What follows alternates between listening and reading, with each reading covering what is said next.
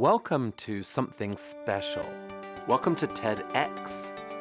This TEDx event is part of a global conversation that takes place every day in every corner of the world. In schools, in theaters, in workplaces, even in prisons, people gather to hear the best ideas bubbling up in their communities. More than 3,000 TEDx events are held every year in 170 countries. It's a remarkable thing. TEDx events are self-organized under a license from TED, a non-profit organization devoted to discovering and sharing powerful ideas in the form of TED Talks. It's not TED itself, but your local TEDx team of volunteers that has done all the work to put on today's event, including booking all of the speakers. It's this team's ideas, dedication, and time that have made this possible. We really hope today's program sparks an exciting conversation. This is a day for curiosity and for skepticism, for inspiration and for action. The more you enter into it, the more you will take out. And now, on with the show. Ready, camera one, take camera one. TEDx is live.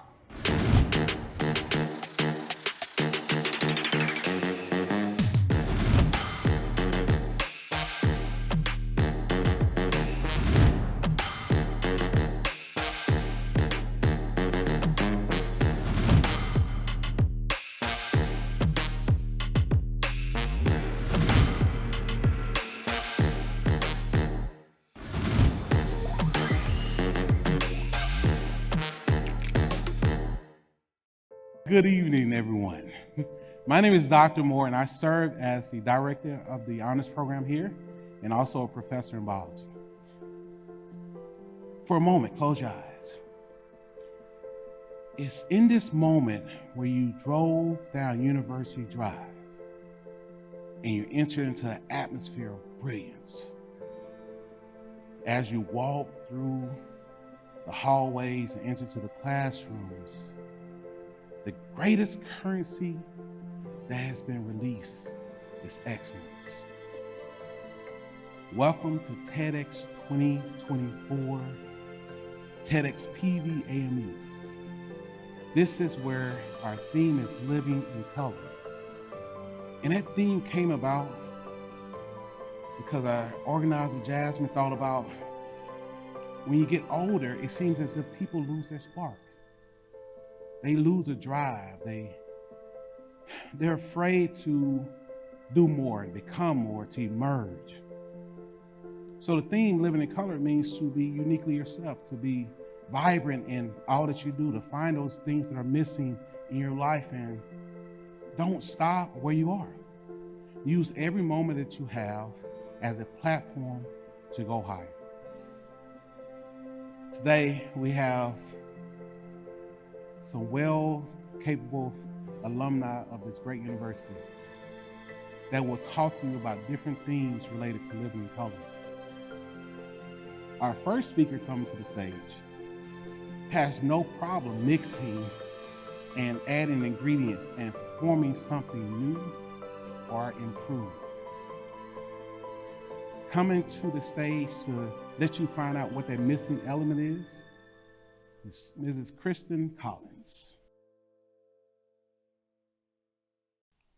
When I graduated college in 2015, I didn't have hope that I would ever return to a lab.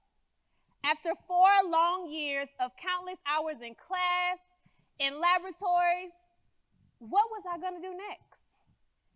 I remember the moment of sitting outside of my professor's office, awaiting my final grades before finally walking across the stage to hear Kristen Wells Lewis, Bachelor's of Science in Chemistry.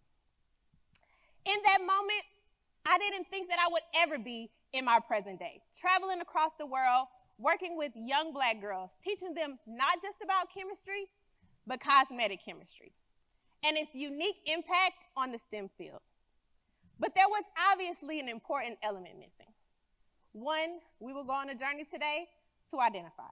As I reflect on my journey as a young girl, opportunities to engage with science was limited, Yet, when I arrived to high school, I was being recommended to be a part of my school's medical magnet program, a pathway seemingly set in stone, directing me towards careers in nursing or pharmacy. Arriving to college, I reluctantly chose pharmacy, drawn by the promise of preparation, a foundation laid by career exposure, shadowing in hospital pharmacies, and a clear trajectory to success through a variety of degree programs. I remember thinking, even if I didn't want to be a part of the healthcare field, it would easily afford me the financial stability to eventually pursue my true passion. However, I didn't let that steer me away from it. Encouragement from my professor revealed the scientific foundation of cosmetic chemistry, bridging my passion for beauty with the rigors of organic chemistry. Amidst the blossoming natural hair care movement, I found myself in my own kitchen, concocting my formulas, similar to Madam C.J. Walker. Madam C.J. Walker formulated the wonderful hair grower, combining sulfur and coconut oil, making her the first cosmetic chemist I've ever known. Probably the first cosmetic chemist you've ever known, too. Yet, when we think about cosmetic chemistry, we want to think about the experience where we combine all of those different fields. So when I first learned about it, I was excited, satisfied, curious, but I also was filled with tons of regret. Why was this not taught in school? We may have never used a wonderful hair grower, but I know how much we love Brianna's Fenty, the Lip Bar, Mayol Organics. Now, ask yourself, who made it? But first, there are two important things that we must know. What is a cosmetic chemist, and what is an element? A cosmetic chemist is a professional in the field of chemistry who concentrates on researching and developing cosmetic products like hair care, skin care, and toiletries. And an element, as we know in science today, is a substance that cannot be broken down into simpler substances by chemical means. In total, there are 118 elements, but today we're going to focus on the 4 essential elements: hydrogen, carbon, nitrogen, and oxygen. Hydrogen is the most abundant element in the universe, and it plays a crucial role in various biological processes. We must be reminded that Black women play a crucial role in the economic footprint of our communities. Within K-12 STEM programs, there is an overarching objective of increasing the STEM workforce. Despite women comprising of 52% of all U.S. workers, men account for 73% of STEM workers. While women have seen progress in their representation in STEM, increasing from 8% in 1970 to 27% in 2019, men continue to dominate the industry. Women overall are underrepresented in the majority of STEM fields, but overrepresented in the majority of healthcare-related jobs. Similar to the pharmacy career that I was encouraged to pursue. If we focus on cosmetic chemistry specifically, half of the industry is white, with only 8.2% being Black. Looking ahead, there will be a high demand for chemists and material scientists. According to the U.S. Bureau of Labor Statistics, the demand is set to grow by 6% from 2021 to 2031, propelling these professions forward at a rate comparable to other industry professionals. This holds the potential for growth and expansion, driving the success of STEM initiatives like Black to the Lab that uses project-based learning to infuse purpose with real-world experience. Now, carbon is foundational to life, serving as the basis of molecular structures in living organisms. Similarly, Black women play a foundational role in the social, cultural, and economic fabric of our communities. They bring unique perspectives, resilience, and contributions that enrich and sustain the collective well-being of society. By recognizing and uplifting their contributions, we can catalyze a new era of innovation and equity in the cosmetic chemistry industry, enriching our understanding and appreciation of beauty in all of its diverse forms. The facts are, just as Black women are often referred to as the backbone of our communities, carbon is the backbone of organic molecules, forming the basis of life's molecular diversity. That leaves us wondering how Black women became the missing element in the cosmetic chemistry industry. Let's take it all the way back to grade school. Nitrogen is a key component of the building blocks of proteins like DNA. DNA is essential for growth, development, and the reproduction in living organisms. Similarly, foundational education is like stepping into a classroom today and can feel like entering into a familiar environment. The atmospheres remained unchanged, and the routine is set. Objectives, assessments, and metrics. But elements are missing. There are a lack of teachers, challenges with lab capacity, a shortage of resources to conduct hands-on learning experiments, and fewer opportunities to effectively achieve the interdisciplinary goals of bridging the gap between the four disciplines effectively for the future.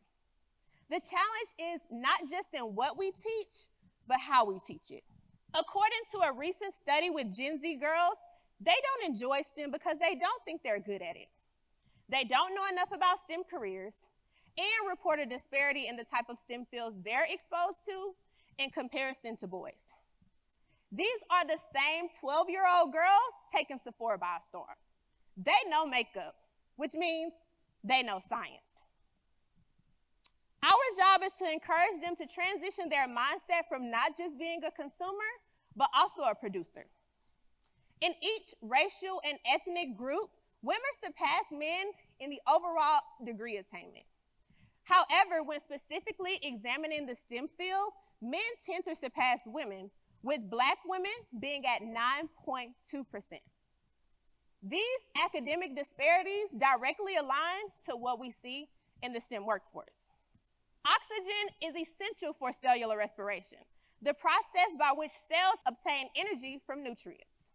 Just as oxygen is vital for sustaining life, inclusivity and equal opportunity are essential for breathing life into STEM. Yet the question remains, how are students encouraged to pursue their interests in the broader STEM fields? And how can they be encouraged to explore something as culturally relevant and complex as cosmetic chemistry? The current climate of the cosmetic chemistry industry in higher ed is limited, to say the least, leaving many students without a clear pathway to explore careers beyond the narrow focus of healthcare, specifically for women and girls. It's similar to breathing in an environment devoid of the vital oxygen needed for life. How many universities in this country do you think offer a bachelor's degree in cosmetic science specifically? Only one. The University of Toledo in Ohio, and there's maybe 10 variations of certifications, concentrations, and master's degree programs tailored specifically for cosmetic science, with again, only one being at a historically Black college and university, Spelman College.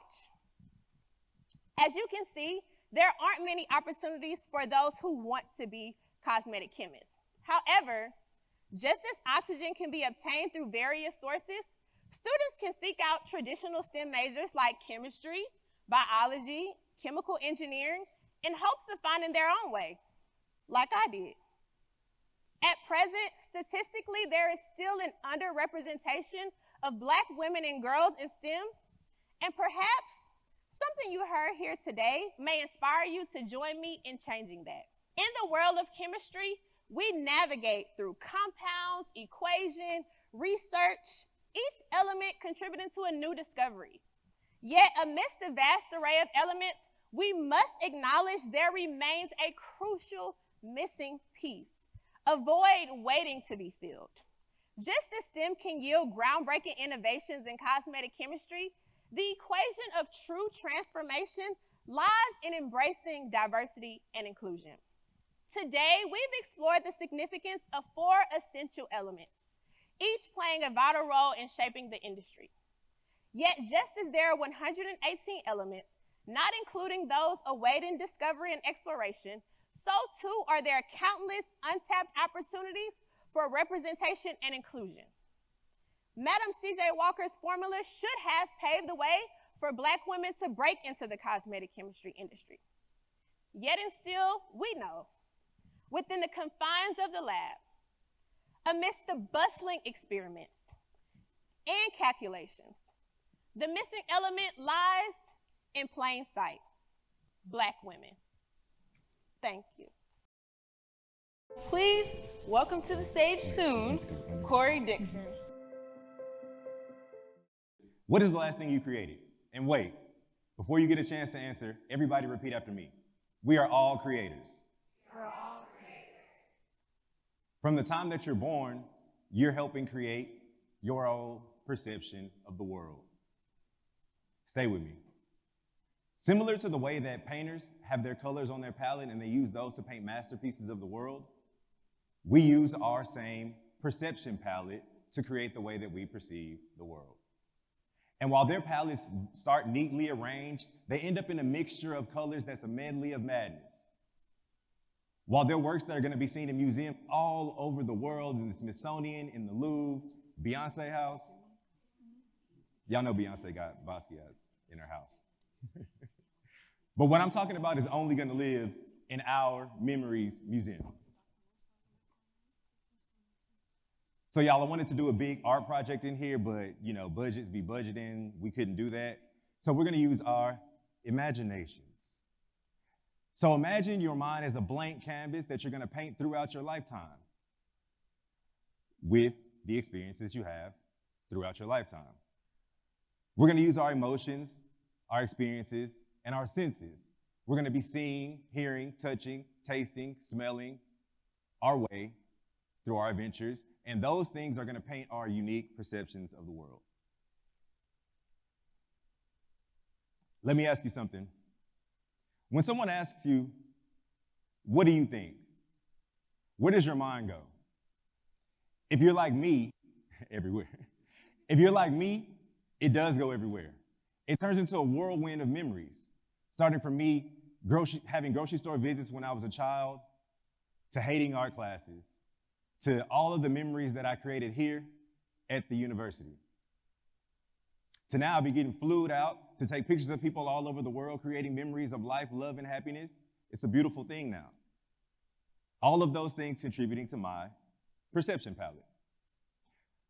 So stay with me and let's consider our childhood as black and white. Pretty basic teachings, things that you kind of learn without knowing that you're learning them.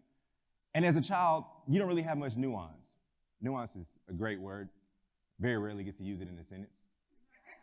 Simply stated, when you're young, you see things as, right and wrong, good or bad, black and white. Again, you don't really have much nuance. So remember going to the store when you were younger and you would get that talk, maybe a warning, but don't touch nothing, don't ask for nothing, because you ain't getting nothing. Kids don't care nothing about that. Kids don't even understand or subscribe to the concept of no's. You don't care about that when you're a child. They're relentless in their pursuit of joy. Their curiosity is what makes them cool. As a kid, you just keep it positive. From asking for toys as soon as you walk into that store and begging, please, please, please, please, please, as you get closer and closer to the checkout, and finally you get told yes, man, that's a great feeling. That's a thing, that's a constant reminder that you put onto your palette. If you ask more questions, if you be a little more persistent, keep your eyes on the prize, and keep it positive, you might actually get that thing that you've been asking for. And as we grow older, we start to try to experience things on our own, even if we're not necessarily ready to experience those things, and probably against our parental approval. But this is great, right? You're starting to add your own little colors to your palette. You start to choose the clothes that you want to wear, the friends you want to hang out with, the activities that you like to participate in. You might have been a little risky and stayed up late, breaking phone curfew to talk to your best friend or that awkward crush that you used to have. If you were like me, you might have been a little aggressive or reckless with your decisions when you were that age. So that art class that I talked about hating, I only really hated the art class because I hated my own work. I had a negative perception of it. So I did all of the work, looked at the work, and never turned in the work. And because I didn't turn in the work, I didn't have grades for the work, so I failed the art class. And yes, you can laugh, the creative failing in art class. But my perception of my work changed very quickly because Christmas that year was not a good one. The Jordans that I was supposed to get for Christmas, I didn't get. And rightfully so because I failed in art class. So what did I do? Do I do better work, turn the work in, stop taking art classes altogether? I really think about that often. But realistically, I would just have to get over myself. I would just have to get out of my own way, stop having negative perceptions of the things that I built. I still think a little bit of that trauma from failing that art class exists because I'm still an artist and I'm sensitive about my work now.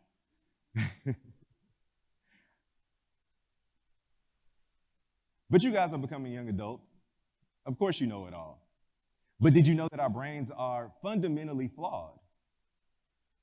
Our brains are essentially operating on autocorrect. When you haven't had an experience, your brain just kind of tries to make it make sense when someone's telling you that story. Remember the first time you told somebody that you were going to college, and specifically coming to Prairie View? I remember the first time my mom told me that I was going to Prairie View. And no, she didn't ask me, she told me that I was going to Prairie View. But I remember telling people that I was going to Prairie View. And I remember some of the responses were informed and, some people gave advice, and it seemed like the misinformed perceptions were coming from people who had actually never been here. They had never smelled, tasted the food, heard the band play. They didn't have any experience in Prairie View. They just heard whatever they heard from some people who also probably didn't have no experience in Prairie View. People that just be saying anything, right? Then you get here. So my first day at PV, it was slightly, I don't want to say terrifying. I was slightly afraid. It was my first time coming. It was on move-in day.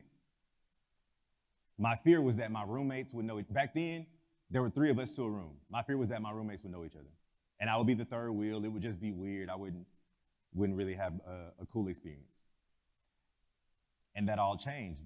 The first day that I got here, not only did my roommates know each other, they were best friends and they were cousins. They were from Brookshire, so I thought that I would definitely be the odd man out. But that same day, my perception changed again. Not only did they not leave me as the odd man out, they included me. They asked me if I wanted to hang out with them. And this is my first day on campus, like I said. They said, do you want to go watch the band practice? And I was like, watch the band practice? I didn't come from that. And I got there. And it was amazing. Because my band in high school didn't band like PV band did. So by the end of that first band practice, I'm like, man, we coming back tomorrow. I was having a great time. A little bit, I was sold on Prairie View, despite what all those people were saying to me before I ever came. So after that, we go through Panther Camp our freshman year, start to go to class. I start to see and realize that there are so many different Black people that I've never met, so many different types of Black people that I've never met, from different places, from different backgrounds, from different lifestyles. It was an amazing thing and sold. So from there, you start to matriculate, you start to decide what organizations you want to join, what internships you want to get into, and finally the celebration that is graduation. And then again, I wonder why all of those people said those things. But maybe they were just seeing it wrong. Maybe they needed to add more colors to their palette. Your perception of experiences are vastly different from before, during, and after you go through that experience, but it's the only way that you'll know. But now that you have that experience, you can use it and it goes onto your perception palette. And like I said before, our brains, they're powerful. They're constantly tricking us into thinking that we're perceiving the world as it is, when we're only perceiving the world as it is to us. We are all in our own bubbles, no matter how much we think we're in everyone else's. while we're thinking that we're all seeing the world as it actually is, we know that we're not because we share our experiences with other people. We ask people, how was the food? We ask people about music. We ask people what classes to take, what professors to take, which is a reminder immediately that we are not experiencing the same and we want each other's feedback. Sometimes you might have to throw some colors onto your boring friend's palette. And y'all know what I'm talking about, that friend that goes on vacation but don't want to do nothing. Right. Sometimes you might have to throw some colors on your boring friend's palette. You have to look at everything from everywhere, and to be a little cliche, think outside the box. And I like to think that as a people, we have a responsibility to question everything from everywhere, challenging perspectives, challenging old traditions, even if they're our own. We have an obligation to look at everything from everywhere and to consider everyone, in my opinion. So that's what I do as a photographer. And in my real life, I look at everything from everywhere. My friends, they like to call it Dixon logic. And it's really just me playing devil's advocate, but like an angel. But as a photographer, I meet a ton of people. It's amazing, and it's amazing I get to speak with different people. You'd be amazed how much you can learn from somebody in a 30-minute photo session, different lifestyles and cultures, as I said before. And experience is like a gateway drug for me. The more experiences I have, the more I want to experience new things. The more diverse I'm making my palette, the more diverse I'm becoming. The more diverse your palette is, the more diverse you will be. So think about when you go on vacation, right? When you go on vacation, it's up. You're breaking all of the traditions that you would normally do at home. You're speaking to people that you wouldn't normally speak to, getting out of your comfort zone, engaging in conversations that wouldn't normally apply. You're literally pursuing your fears, your dreams. You're being that kid that you were in the store. When you're on vacation, you live it fully in color. And it's so apparent because when you get back from vacation, you always want to go right back. You post something on Instagram saying, "Take me back."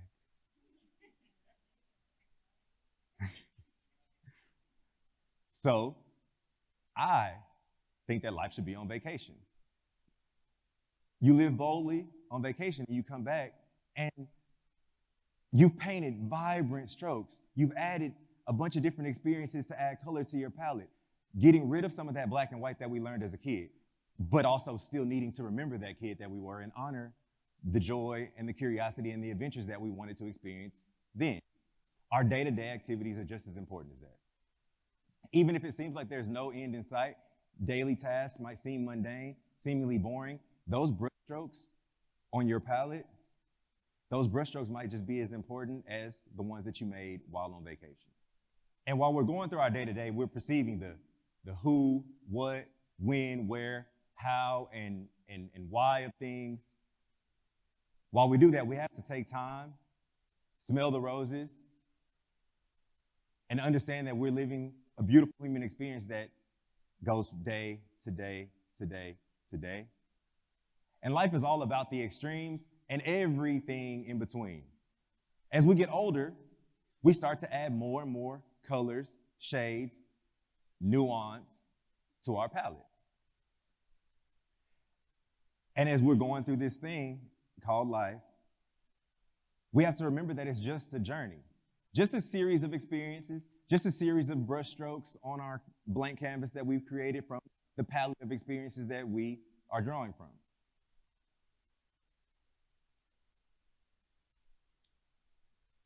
And remember, say it with me again, we are all creators. And I don't know about you guys, but I'm going to be painting until the very end. Y'all are great. Thank you. So if you want to invoke change, you ask Siri, right? All right. You go into AI to invoke change. Our next speaker is no stranger to innovation and the advancement of technology. Our next speaker knows a lot about codes and coding. Our next speaker is going to put her 2 cents on AI. Welcome to the stage, Dr. Cynthia Lester. If you could ask technology to do one thing for you, what would it be? That's a good one. So I asked this question of several different people, actually a lot of different people, and their answers were quite interesting. A child said, I want technology to solve the problem of world hunger. A retired educator said, I want technology to make people nicer. A parent said, my life is a mess and I need a personal assistant and I want technology to arrange it for me. And then, of course, a college student said, I want technology to do my homework. So again, I ask you the question, if you could have technology do one thing for you, what would it be? How would you answer the question? Would you say something like, I hate sitting in traffic and I want technology to drive my car for me? Or, I'm getting ready to buy a house or a new car and my credit is a mess and I want technology to get me better credit? Or would you say something even more serious? I have a disease that runs through my family and I want technology to tell me if I'm going to get it or if I'm actually going to die from it. No matter how you answer the question, I'm here to share with you that technology is already doing it. And it's called artificial intelligence. So what is artificial intelligence? Artificial intelligence is the science of a computer thinking like a human. But it's not just about thinking like a human. It's about making decisions and judgments like a human. Artificial intelligence has been around for decades, but only most recently has it become important and accessible to us. I had the opportunity to travel to Bangkok, Thailand in March of 2023, and I arrived in the Seoul, South Korea airport very early in the morning. And I was a little nervous because if I didn't make my connecting flight, I would miss my presentation later on that afternoon. So I'm looking around for the gate agent. I didn't speak the language, and up comes a robot. The robot greets me. It asked me for my information. I gave it to the robot, and it helped me find my gate. And then as I began to walk away, it said, hey, don't you want to take a picture with me? And of course, I'm thinking, here I am with the robot. Yes, I do. And then a couple of weeks ago, I was having lunch with my family in a popular Atlanta restaurant. And the waiter, the server came and took our order. And I'm thinking to myself, okay, it's going to take a while. There's a lot of us sitting here. But then the server didn't come back. Instead, a robot came back and served us our food. So again, I ask you, how did you answer the question? What do you want technology to do for you? Again, it's probably already doing it. So now let's kind of turn our attentions to the positive impacts of artificial intelligence and technology in communities of color. For instance, the healthcare field. Technology is helping us in terms of preventative care. It's looking at our DNA and the way our bodies are made up and helping us to determine those diseases that are running through our families and helping us to have a better quality of life. For instance, in our educational system, it's providing tools and resources for underserved communities and for communities in rural places to bridge the divide. In the area of jobs, it's providing new jobs, better paying jobs. And then, of course, a space that is near and dear to me, the digital divide. It is bringing tools and resources and helping us in terms of digital literacy to become better users of technology. But of course, with every good thing, there's also some controversy. Some say it actually leads to a loss of jobs, while others are very concerned about their privacy and security. And some are also concerned about the misuse and the mistrust that comes with technology. I am a computer science professor, and one of the things that I enjoy most is the computer ethics course that I teach. I get to talk to students about real-world concepts and things that matter in terms of artificial intelligence and technology. And one of the case studies that we discuss is about driverless 18-wheel trucks. And of course, you can imagine students are always very interested in this concept because they're thinking, yes, I might want my car to drive for me, but do I really want to be on the road with an 18-wheel truck that has no driver? Some say yes, while others may say no. Those who say yes say that the driverless truck doesn't have to worry about the human condition. It can drive through rain, it doesn't get tired, it doesn't get sleepy, and it might make good decisions based on its conditions. While others who might say no say, well, what about the truck driver who may lose their job driving this truck? What about the impact on the community and the family? Then others may say, well, what about the jobs it's going to bring because of the new technology that's being developed? So again, no matter how you choose to answer the question, again, technology is already doing some of it. And then there's this question of data, privacy, and security. I have a voice web-based cloud service in my home, like many of you all do. And one day I was having dinner with my family, and I said I want to take a vacation.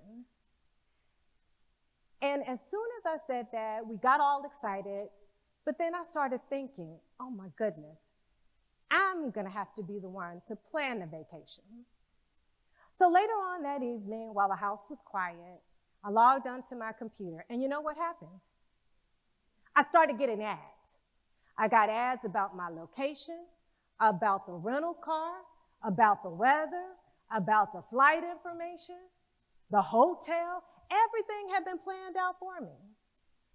And while I was excited to have this invisible travel agent helping me, I was also concerned about a private conversation that I was having in my home with my family being used as somebody else's data. So again, I ask you the question, if technology could do one thing for you, what would it be? And then, of course, there's this concern about the misuse of our information. And this is historically bedded in communities of color. I am from Tuskegee, Alabama. I grew up in Tuskegee, where the syphilis study was held. And so this is a particular concern to me in terms of the misuse of our information. And as a Black woman, I am also very concerned because of the representation in terms of the life of Henrietta Lacks. So again, in communities of color, I get it. We're always concerned about the new.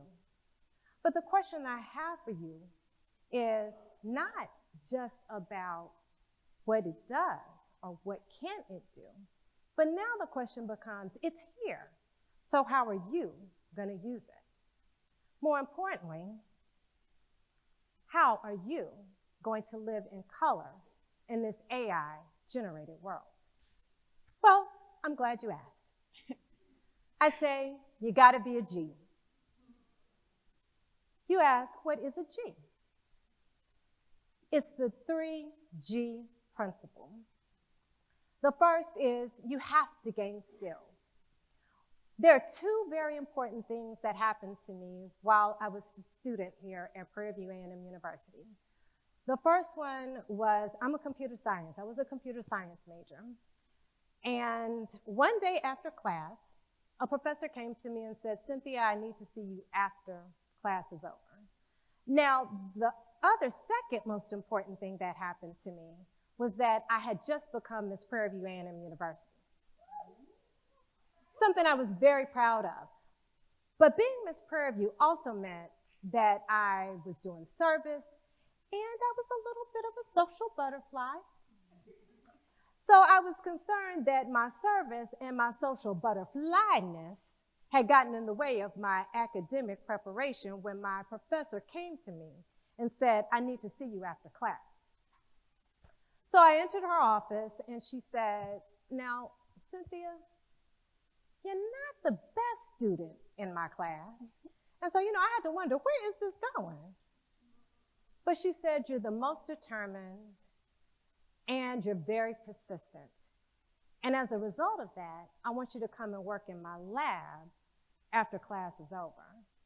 And so I had to think about this. Again, I wasn't the best student in the class, but I worked really hard and I was dedicated to being a good computer science student.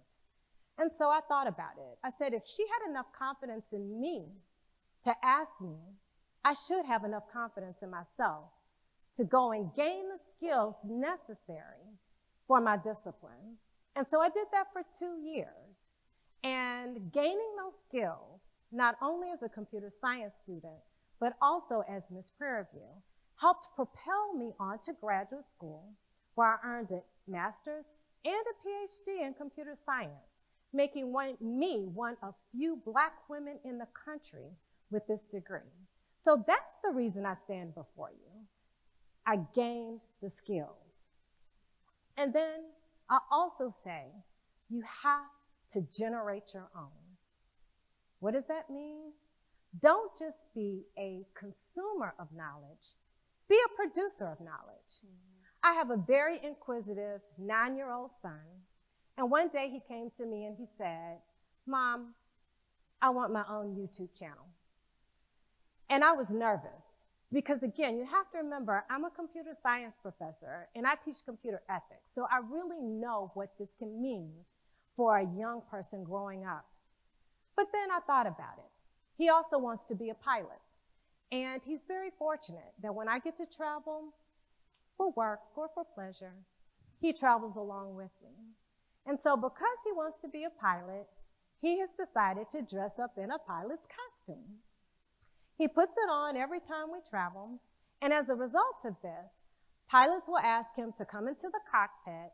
He gets to interview them. He gets to talk to them about their flight pattern and wherever we're going.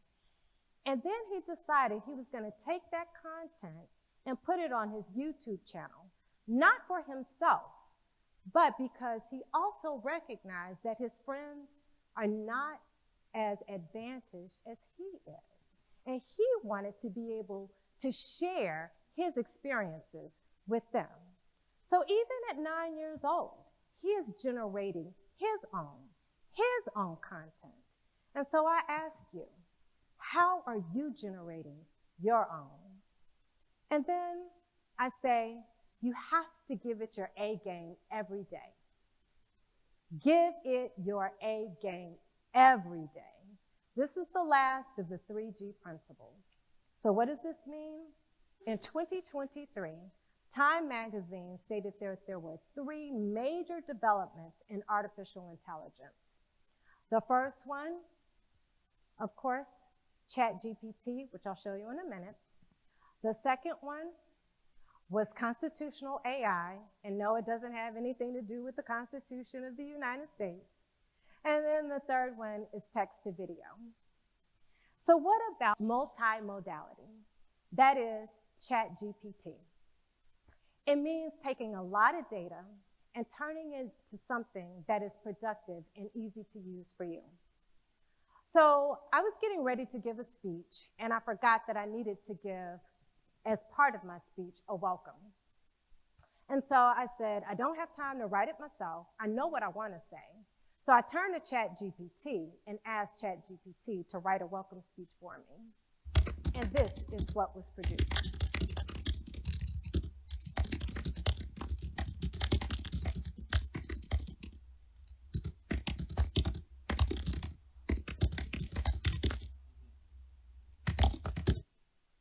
It looked like something I would write. It had a welcome, it had thank you, it had an introduction, it used words like I'm thrilled that you're here. And so I ask you, what can technology do for you that you're not already doing for yourself? But how can you use it to your benefit? And then, of course, constitutional AI. Now, again, this has nothing to do with the Constitution of the United States, but it has everything to do with giving AI core values and a value system. This is a very important space because we need more people of color and more people with learning differences to work in this space to ensure that technology benefits us and our communities of color. And then, of course, the last one is text to video. Text to video is exactly what it means. It means taking text, typing in something as random as moving panther, and a video is produced. So in less than a minute, I was able to produce a video of a panther moving very slowly. I added the words, "Join us on the hill," and I created really an advertisement for Prairie View A&M University. So again, I ask you the question, how can you use this technology to be a benefit to you? So in closing, I ask you, if technology can do one thing for you, what would it be? I say you gotta be a G. Live by the 3G principle. Gain the skills, generate your own, and give it your A game every day. And you will live in color. Thank you.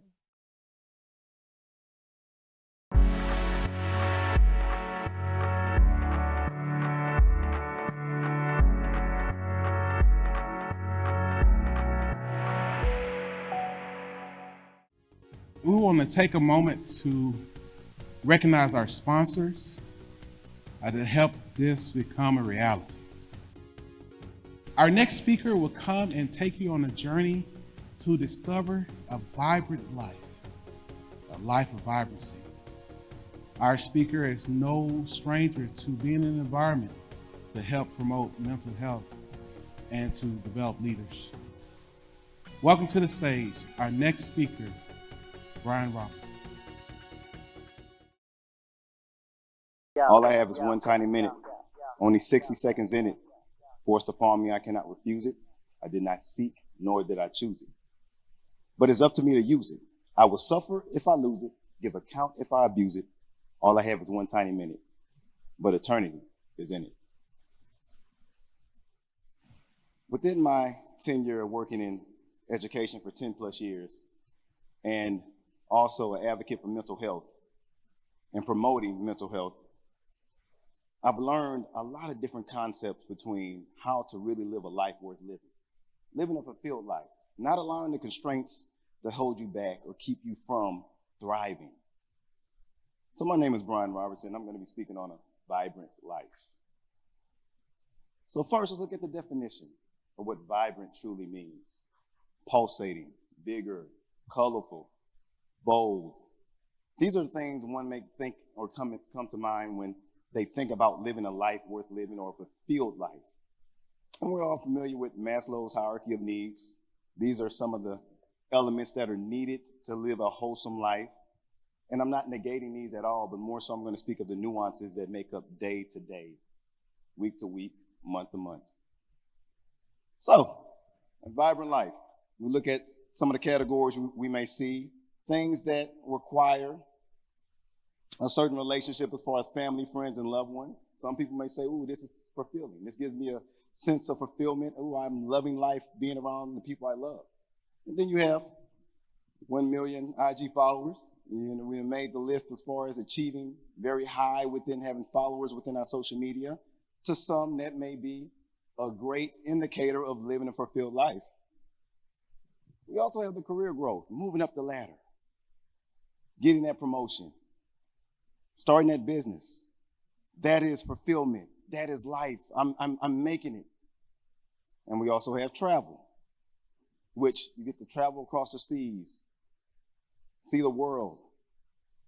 To some, that may be a life worth living. But the only problem with these items I have up on this big screen is that they're all contingent. They're all event-based. See, if you remove any of these items right now, and if that's something that you need to have a fulfilled life, then you might be in trouble. So what I want to speak about is, how can you have intrinsic fulfillment? Well, let's start with perception is reality, right?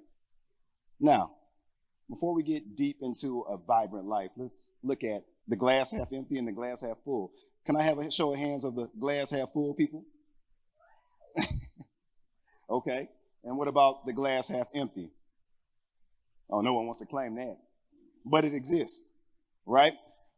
See, the thing is, regardless if the glass is half empty or full, it's still measured with the matrix of being half of water in that jar. So if that's the case, then perception truly is reality. I can dictate how my life is going to go based off of how I think. And if this is true, that means the law of attraction is something that can be very real. See, there's something called the RAS, which is the reticular activating system in our brain. This identifies what we see or deem as important versus what's not important. So let's put this to the test. Here's an example. You buy a new car. And when you purchase this new car, you start to see this new car everywhere. By a show of hands, has this ever happened to you all? And you're saying, well, wait, did the whole world buy my car? Are they jocking my style? What's going on? Well, it's not that everyone purchased your car. What your brain has done is identified this to be of importance, significant. And by doing that, what happens is your brain is saying, okay, I'm not only going to recognize this car, but anything remotely close, I'm going to deem it as such. So we can harness this power.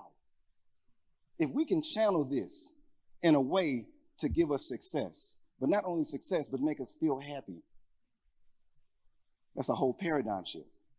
So here's evidence of the RAS. You have your vision boards. You have your goal setting.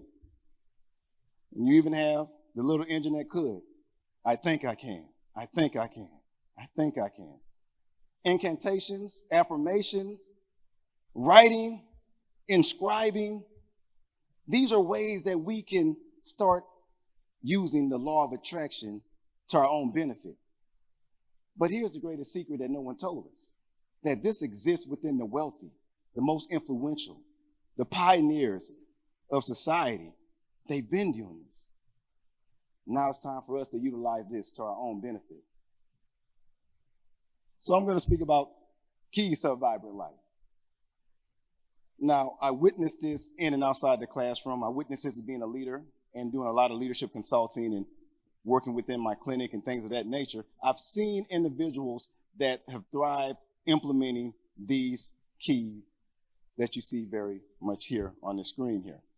First, we have mental and physical health. Now, of course, that's a daily thing. You have to take care of your mental state as well as your physical state before any of the other keys even make anything of significance value. So you take care of your mental and physical health by doing what? Being cognizant. I like to have conversations with my peers a lot of times, and I say, well, what's your gauge right now between 1 and 10? How do you feel mentally? Physically, how do you feel 1 through 10? But I also implore that you take the time to ask yourself that so you are cognizant of how you feel. It's almost like when you're on an airplane and they say, what, you have to put your oxygen mask on first before attending to anyone else? And I know that's very hard to grasp, right, if you have a baby or a child or a loved one. But the reality is, what can you give if you have nothing? The next is love and connection. It's very, very important that we love and connect. Love as people, love your family, love your friends, love life. Harvard did a study. This study was particular to studying people from the age of 5 all the way to 75. Most studies don't go this far because most test subjects in the type of test like this choose not to stay that long, or they die off, or something happens with variables in the study. Well, in this situation, they carried this study all the way through. And what they identified within these individuals that truly continued to go on in life was the fact that they had somebody.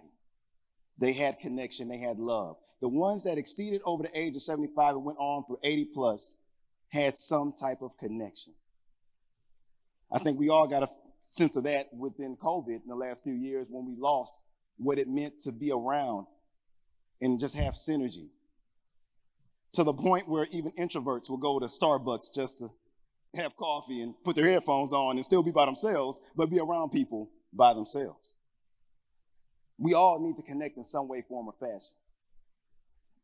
It was a kid I used to have in the classroom that was about 6'2", 6'3", about 300 pounds. Every day he saw me, he would hug me so tight. And he couldn't utter the words of saying, "Mr. Robertson, I really love what you've done and made me feel important." He couldn't get that out. But what he would do would hug me so hard every day. To some points I would try to run from him. And he would hold me so tight. And it became a point in time where it wasn't even the hugs I was running from, but more so I was chasing them because I wanted that from him. Simon Sinek speaks about knowing your why. What is your purpose? What gets you out of bed?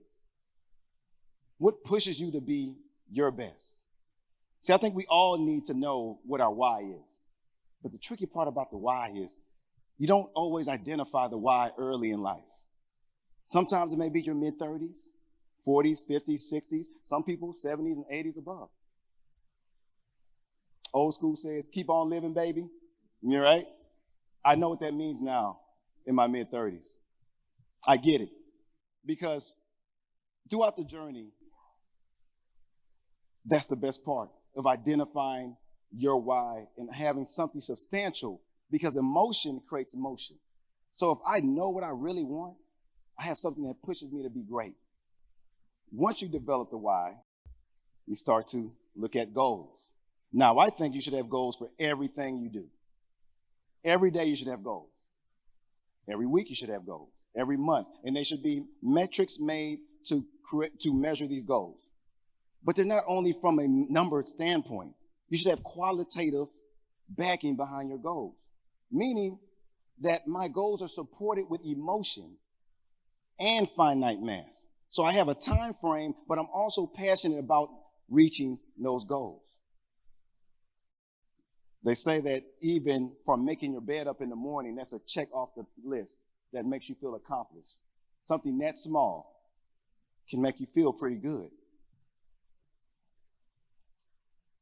In my classroom, I used to have goals set up for my kids. And I worked with a lot of kids with autism, Asperger's. And you had to be so systemic on how you worked with these kids because they're brilliant, but they love systems. So what I would do, I would have systems in the classroom. They would know what was happening every day. God forbid if you mess up and don't have the system in place for that day, because there will be a hurricane in that classroom. Oh, yeah. Oh, yeah. Some know some testimonies, right? Yeah, one kid, it was 5 chicken nuggets, and this particular day they gave 6 chicken nuggets for the lunch, and it was all hell broke loose. But when it comes to having this linear structure, it not only aided me in learning from these kids, because I understood that being systemic does so much for one when it comes to processes, but also replicating. And within leadership and ownership, it's so important. So what I did was I took this model for not only my day-to-day life, but I incorporated in my business. In the systemic process of having system after system and having processes, I can have people just mimic what I saw. I learned so much from these kids because even though some people would say, man, that's extreme, it really works. Now, I'm not going to throw my business around, or fight because my chicken nuggets, I didn't get the right kind or the number I wanted. But what I'm going to do is I'm going to implement this, and I'm going to teach it from every level of hierarchy. We all know about the process, right? Enjoying the process. There comes a point in time where we become so outcome orientated, we lose sight of what it is to enjoy the process. Within the school system, we're taught at an early age that what did I make on my grade? What's the outcome? I want all A's. I want all B's. I'm trying to succeed. What did I do? How did I do? I always pose the question, but did you learn anything? See, life is full of a journey. It's full of different journeys. And within that, you have to be able to grasp what comes from that process. See, not too long ago, it was a process where I ran for SGA president, and I stood on this stage right here in 2006, and I spoke to my student body. It was many different speeches, some more scarier than others, but the process taught me how to be prepared for this day right here. See, if I never went to run for SGA vice president, I would have never developed the skill set needed to speak in front of people. Meaning that I would have never went to become a leadership consultant, or I would have never became a teacher in the level that I became. I would never try to get my own business. I would never had the confidence, but it took me going through the process to gain the insight and say, I can believe. I think I can. I think I can. As we continue to go forward as this journey and we look at the different keys to a vibrant life, this one right here is one of the most important, I think, that we've lost sight of within society, and that's learning to be a service. I like to call it Chick-fil-A service because it's always so pleasurable. Matter of fact, they always say my pleasure after every time when you deal with that type of service. I think we need to incorporate this more in our life and be a gift to other people. It's so much me mentality now. And even when we give, we take a picture of us giving. So look at me give, right? But are you truly giving for the sense of giving? You look at some individuals that, you drive down the street and you may see some of the homeless, and you have the decision there to make if you want to give or if you want to continue driving. Now, of course, you can't give to everyone. But when you make that transaction, the fulfillment that comes from giving cannot be replaced. See, there's something special about giving. The universe gave us a sense of a way of thinking or wanting to do it, therefore it's pleasurable to give. If you ever notice that when you give, you feel great. I don't know too many people that give and they're mad because they gave. I love this key right here because it talks about celebrating victories. And, one thing, again, in the classroom, especially working with some of your mentally gifted, I like to say, because they are gifted in so many ways. The way that you celebrate small victories. I've learned this from them because the smallest things would be a parade, but it made them feel special. Now, this is something also I incorporate in leadership because we all want to feel special. Matter of fact, there's a book by Mary Kay that says beautiful things happen. And in this book, she states that everyone has an invisible sign around their neck that says, make me feel important. I think that everyone needs to feel important in what they do.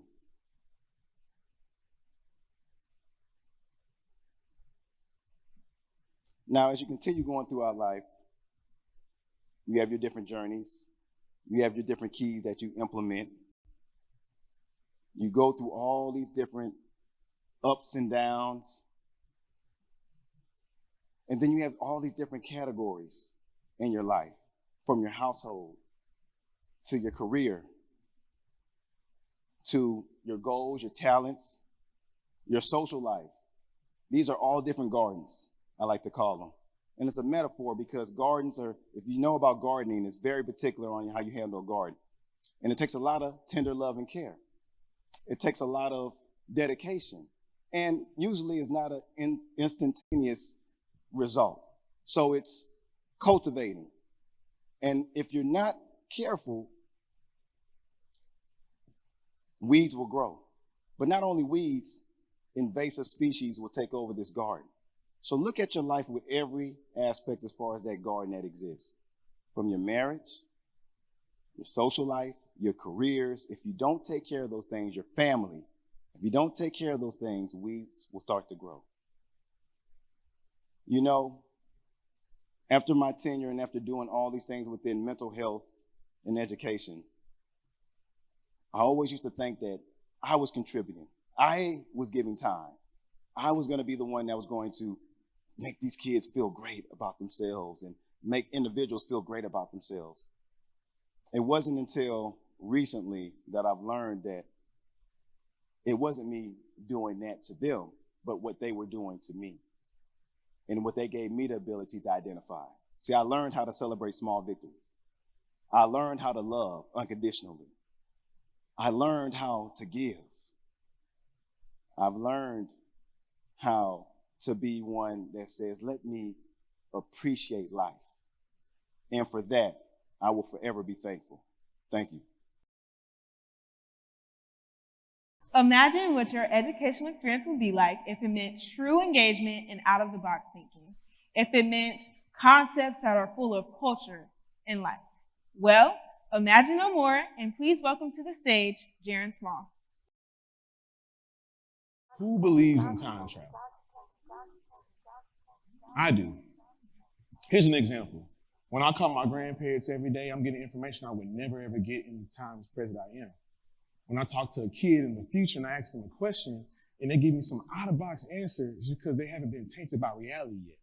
And I'm in the present today where I can take both of those and create something new to solve problems. So for 11 plus years, I've been a coach engineer trying to solve human problems through time travel. We're going to walk through that process of how we time travel to solve a big issue when it comes to literacy and education and bringing culture to the classroom. The principles of time travel: access the past, assess the present, and reimagine the future. These are the three principles we need to keep to time travel. Y'all ready? Yeah. All right.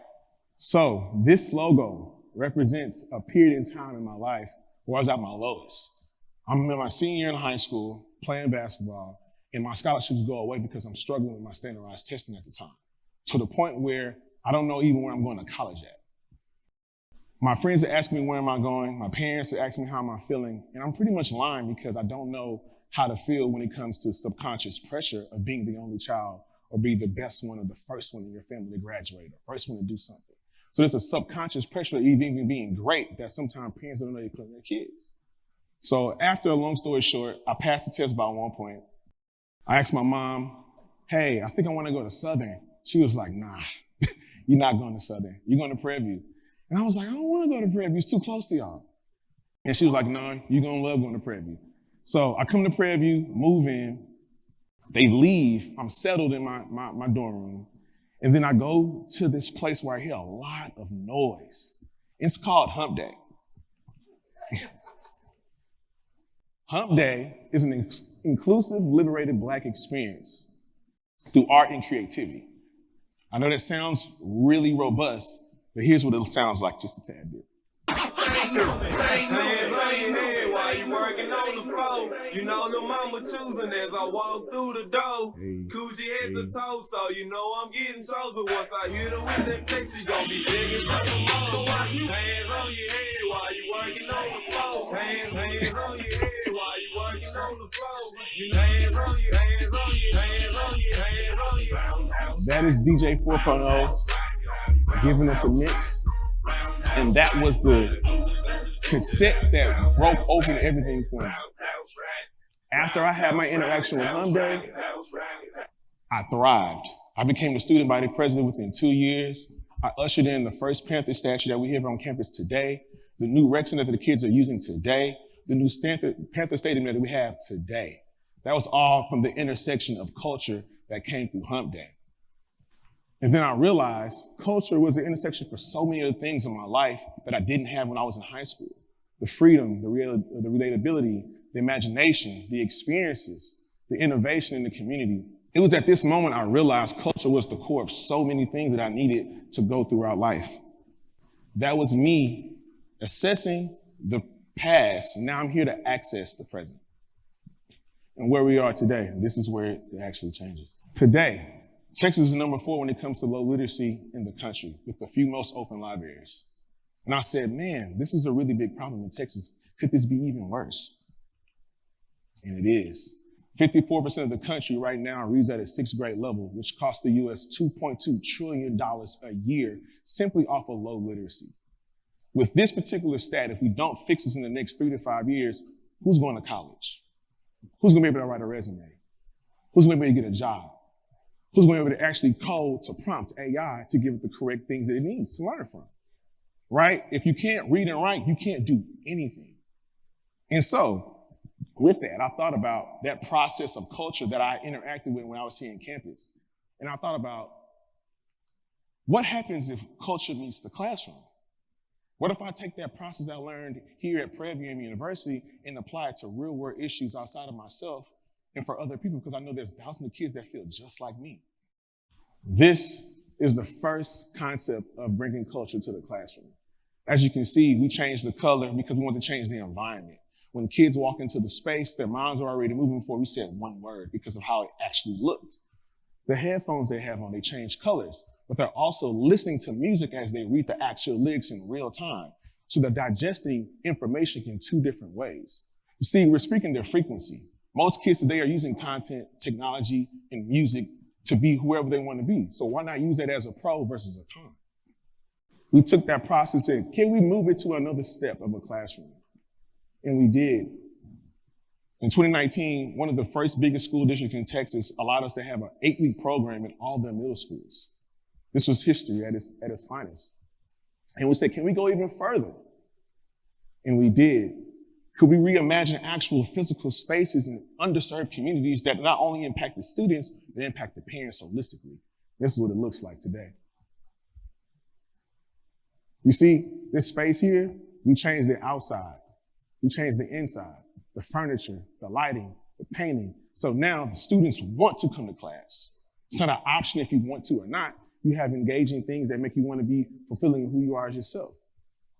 Now, with all these cool things and hearing all these things and taking that, does it actually work? And it does. This is before COVID happened. We took a group of students, 30 kids, special ed, high disciplinary, and low literacy. To the left, we gave them their standardized tests before we gave them culture. You can see those numbers, they're really bad. In 4 to 8 weeks, they had an overall 66% increase because culture impacted them. We gave them relatable content. They saw themselves in the work. They wanted to come to school. And that result, the skills they learned within 4 to 8 weeks, sentence structure, mood and tone, active listening, tech skills, social skills, all through culture. The same thing that was giving me problems, I'm now solving out loud because of how the intersection of culture brought me to a place of relatability. Increased 90% in their attendance, a 90% increase in their social and emotional learning. So now their mental health is actually getting better by way of culture. The things that you think you're supposed to take away from your child is actually helping them if you give them a balance of it. A 90% decrease in their behavior. This means that the kids actually want to come to school to learn. This means you're not dragging them out of class. They're not going to ISS. They're engaged and they want to be there. Now, I've talked about it a lot, but you can just hear it from these kids themselves. It was a beautiful thing where I could actually express myself and my family problems, what they've been going through. Reading with the rapper really helps me because it has all my favorite things: learning, music, and also figurative language. It was a cool experience. It helped me with my reading and whatnot, because some people in the class didn't know what a metaphor and an onomatopoeia is, and in his songs it showed you this is what a metaphor, onomatopoeia, simile. It gave you examples and you'll remember it, because just how you remember songs, you can remember that. It was cool. This class is more tight-knit, so it was easier to incorporate music and fun with them because they were so on board. The second I talked about it, they were ready to go and super excited about the program. Culture has impacted 500,000 kids since 2018. Culture is in 6 states. And since 2018, culture is now changing the pedagogy from 6 weeks of school to 4 to 8 weeks where they're being more efficient and effective in their classes. Culture is aligning to have an open mindedness about beyond literacy into STEM, mental health, gaming, right? We're opening up opportunities by way of culture and relatability. Essentially, we're bringing culture to the classroom and reimagining what the education to career path model will look like for the next generation holistically. Thank you for time traveling me and learning how to bring culture to the classroom.